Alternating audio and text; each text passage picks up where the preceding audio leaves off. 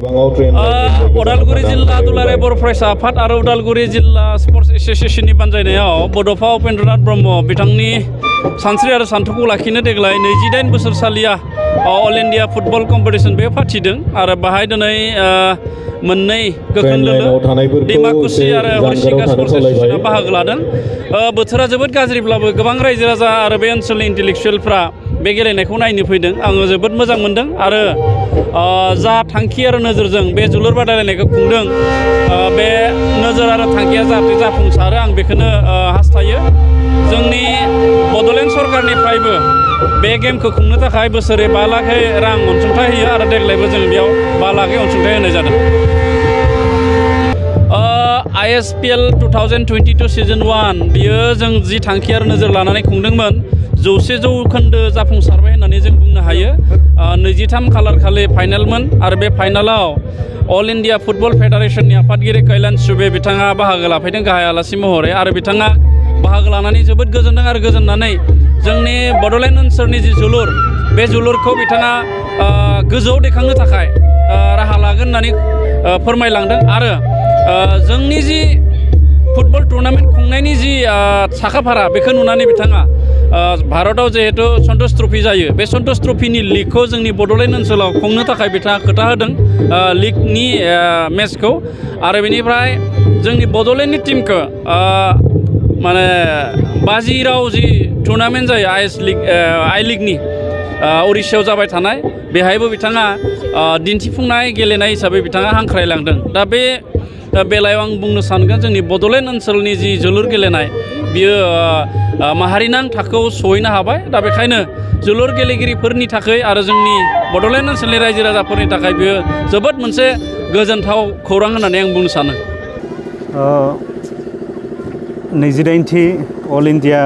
बड'फा UN Brahma gold cup football tournament बियो दिनैनिफ्राय जागायबाय आरो दिनैनिफ्राय जागायनानै जोंनि फाइनाल फुटबल बादायलायनाया नभेम्बर दाननि 5 अक्ट'आव जागोन आरो देग्लाय उदालगुरि डिस्ट्रिक्ट स्पर्ट्स एस'सिएशन आरो उदालगुरि जिल्ला दुलाराय बर' फरायसा आफादजों जथायै बे गल्ड कापखौ खुंनो थाखाय देग्लायनिफ्राय थि खालामनाय जादों। मानोना जोङो दुलाराय बर' फरायसा आफादा बेखौनो थांखि लादों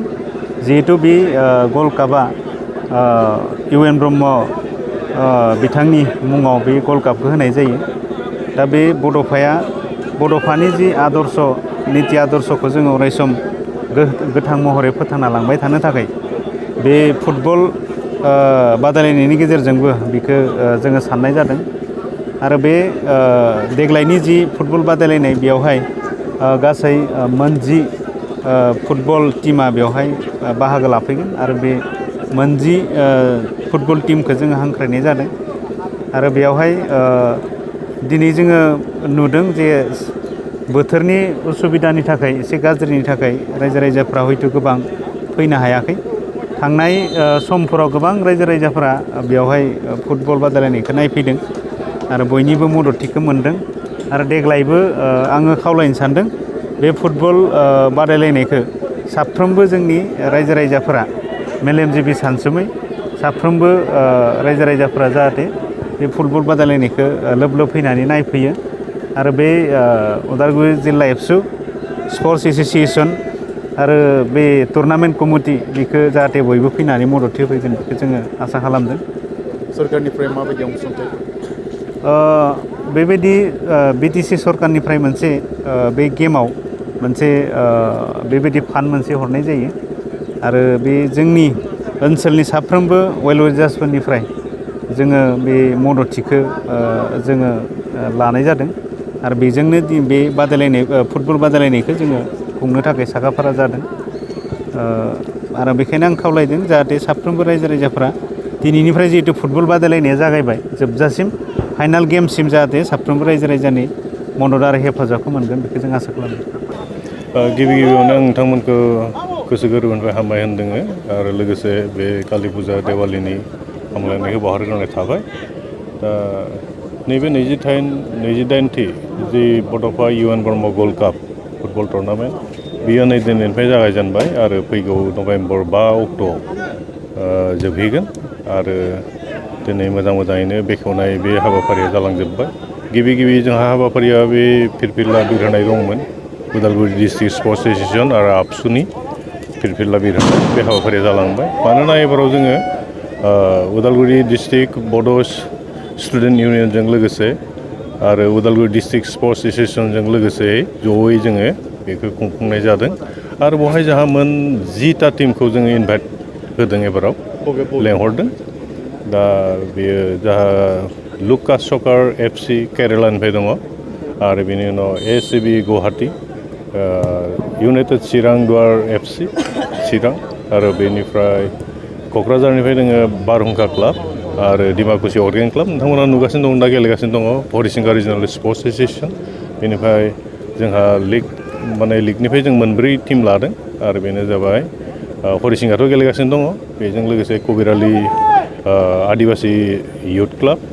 आरो बेनिफ्राय निउ मडेल स्पर्ट्स क्लाब आरो बेनिफ्राय दैमालु क्लाब सस्त्रपारा बिथांमोना बेवहाय बाहागो लादों आरो आसाम फुटबला जोंनि बे टुर्नामेन्टखौ पारमिसन होदों अकल आसाम फुटबल नङा थ्रु आसाम फुटबल जोङो अल इन्डिया फुटबल फेडारेसननिफ्राय अलरेडि पारमिसन मोनबाय आरो बिसोरनि बेबायदि पारमिसनावनो जों दिनै बे 28थि बड'फा UN ब्रह्म गल्ड कापखौ जों खुंफुंगासिनो दङ फोरोंगिरि मावनो गोसो जानाय बिजाथिफोरनि थाखाय गोजोनथाव खौरां बाक्सा जिल्लानि सालबारियाव थानाय गुड शेफार्ड नेशनेल स्कुलाव गोबां फोरोंगिरिनि गोनांथि जादों बे फरायसालियाव गाहाय फोरोंगिरिजों लोगोसे आखान्थि फोरोंगिरि आरो साबा आयदा फोरोंगिरिफोरनि गोनांथि जादों फोरोंगिरिफोरनि मासिखौ बिजाथिफोरनि गेजेराव आनजाद लानायनि गेजेरजों थिसननानै लानाय जागोन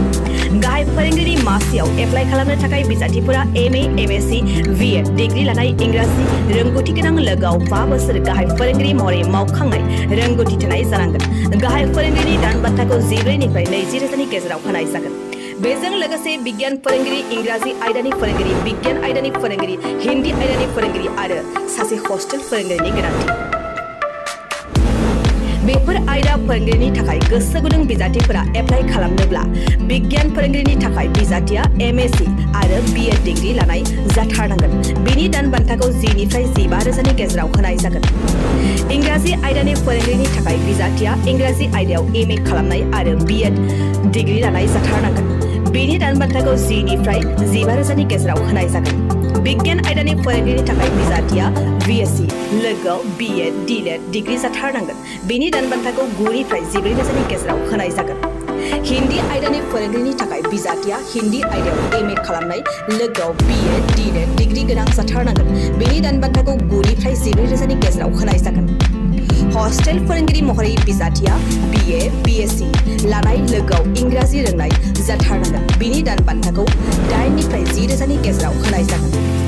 गोसो गुदुं बिजाथिफोरा थाबैनो 7086283946 नम्बराव WhatsAppनि गेजेरजों गावनि बिजाथिनि फोरमानलाइखौ हरनो हागोन लोगोसे गोबां मिन्थिनो थाखाय 8473002079 जानबुं अनजिमायाव कल खालामनानै खौरां लाहरनो हागोन आनजादखौ बोहैथि दाननि 30 अक्ट'बर रबिबार खालि फुंनि 10 रिंगायाव लानाय जागोन